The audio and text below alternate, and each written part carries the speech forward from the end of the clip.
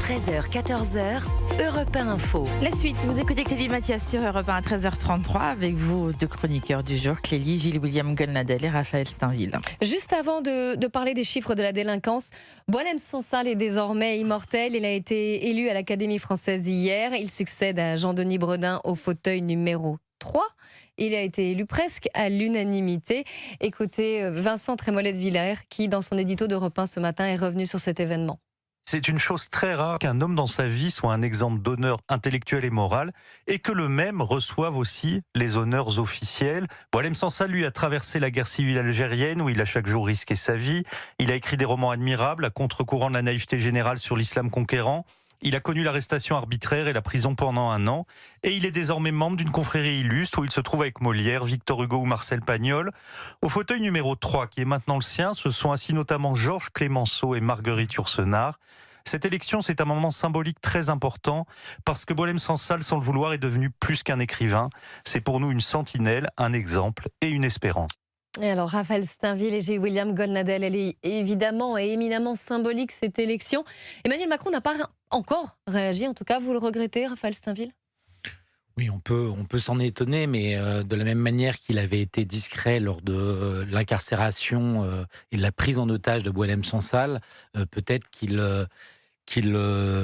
joue il fait profil bas en la matière. Mais pour en revenir vraiment spécifiquement à Boualem Sansal, je pense que les mots de Vincent Trémollet de Villers sont extrêmement justes. La France n'honore pas seulement un immense écrivain qui avait déjà été célébré par l'Académie française, qui lui avait remis son prix de l'Académie française pour 2084, mais en plus un homme qui se tient droit, un sentinelle, dit Vincent Trémollet, et je pense qu'il a raison. Il nous alerte, il ne cesse de nous alerter depuis des années sur les dangers de l'islamisme, et peut-être qu'avec mais désormais cette épée et cet habit, il sera encore davantage entendu par l'ensemble des Français, et c'est ce que j'espère du plus profond de moi-même. Gilles-William Goldnadel. Oui, je suis d'accord avec ce qui vient d'être dit par Raphaël. Pour dire franchement, j'aurais préféré qu'il soit élu quand il était dans sa geôle, comme ça avait été envisagé, et que l'Académie n'avait pas souhaité le faire. Bon, mieux vaut tard que jamais.